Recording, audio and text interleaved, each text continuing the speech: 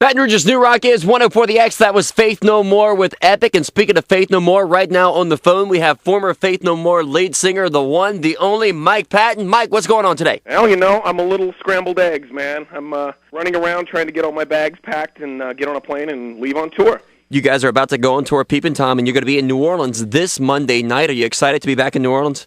Should be fun, man. I love New Orleans. I haven't been there, since all the stuff went down, so I'm looking forward to seeing some friends. Are you going to get a chance to explore the city whenever you come by on Monday? I think so. I think we have a day off either before or after the show. So, yeah, I'm going to make a point of checking some stuff out. Well, this will be your first time to bring Peeping Tom to New Orleans. What should people expect whenever they see Peeping Tom live? A party, in so many words. That's what I hear. I hear it's like a party atmosphere. Yeah, it's very fun, entertaining, engaging show. It's not background music. Put it that way. Something to get people involved in. Some people. Yeah, exactly. I think it'll be fun for people, and they should come out and check it out. Now, the album featured a lot of different collaborations. For the live show, who do you have in your live band this time around?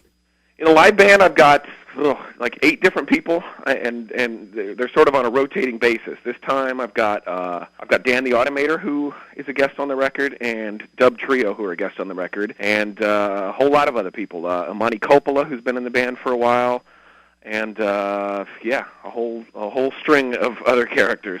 Will Rozelle, the human beatbox, be in the mix? Rozelle will not be able to make this tour, but I have a more than suitable replacement, actually a female beatboxer, the female beatbox champion of the States. So, 21-year-old girl from the West Coast. She's pretty amazing. Oh, it should be interesting to see this Monday night at the House of Blues in New Orleans. Let's talk about some of the collaborations for the Peeping Tom CD themselves. How did you find these people to collaborate with for the album? Well, I basically filled the holes in that I heard in the music with fantasy performers. I basically thought, wow, wouldn't it be cool if, and fill in the blanks. Made a little list up, and then picked up the phone and started the chase, basically. Some people didn't work out, but for the most part, I think I was pretty fortunate. Yeah, you had like Dan the Automator, you had Rozelle, you had the Dub Trio, you had Massive Attack, you had Cool Keith, and of course you had Norah Jones, which is perhaps the most interesting one from the outside looking in, saying, Norah Jones and Mike Patton, what's up with that? Yeah, it's not something it's not something that maybe works on paper, but it's good on the ears. Especially whenever you hear the song, though, it's not something that Norah herself, I would be not scared, but I would think that she would be a little worried about singing what she sings on the song. Yeah,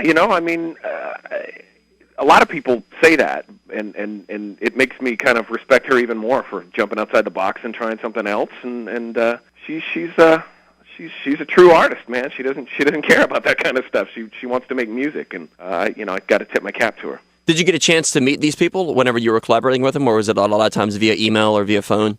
Mostly via email, and then my best friend ended up being the FedEx man, because a lot of the collaborations were long distance. So there were a few people that some of the Bay Area people I worked with hands-on, but the rest of them were all vicariously. Did you ever get anything and say that this doesn't work out? This isn't what you envisioned for it? Let me think.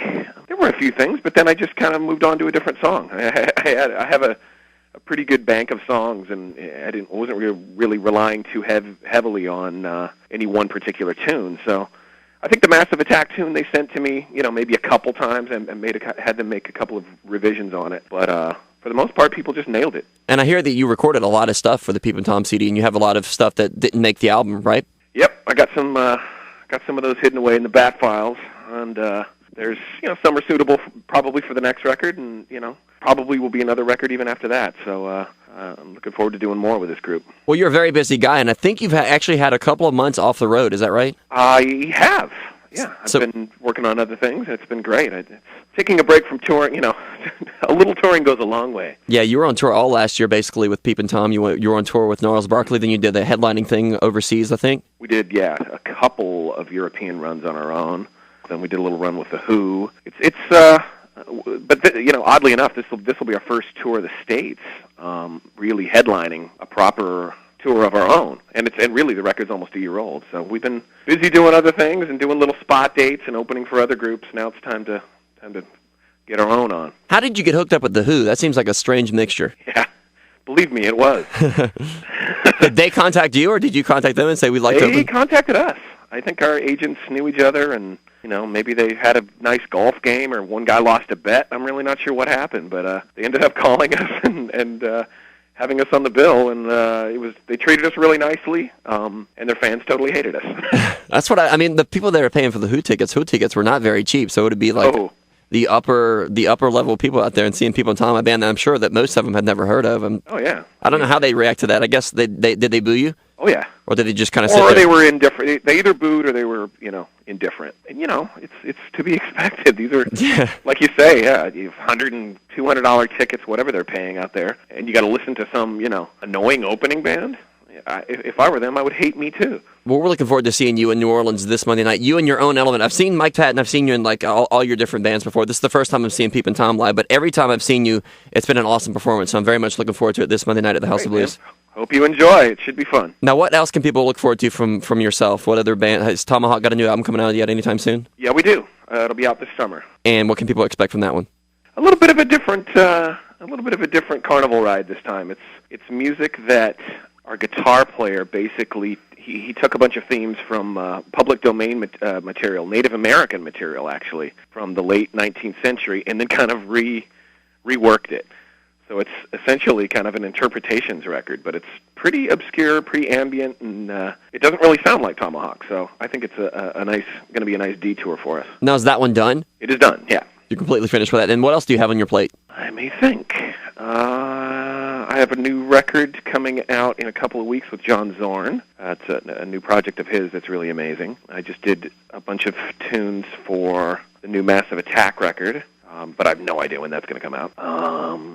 Finished a classical record with a composer from Seattle named Avon Kang that should be kind of a fun listen. Basically it's a choir piece, and I'm just a part of a choir. What else? I'm starting a new project with Dan the Automator, a whole new different thing. Will there be another Lovage album? We've talked about it. Yeah, I don't see why not. I think we have to get some other things out of our system first, but eventually I think we'll get back in the mood, as they say. You just got so much stuff going on. How do you keep it all together? Or do you ever stop? Well, no, I don't really. It feels comfortable to work like this, and I kind of when your work is also your play and your vacation and your everything, it kind of becomes easy to work all the time. You don't think about it. So really, is it work? When you're enjoying it, no, not at all. You just do it. Well, we look very much forward to hearing all this new stuff that you have coming out, and we also look forward to seeing you Monday night at the House of Blues in New Orleans. Mike Patton, thanks for taking time to talk to us this afternoon. Thank you, man. Appreciate it. We'll see you Monday night. Take it easy. See you soon. All right, man. Peace out. All right. Later. Later.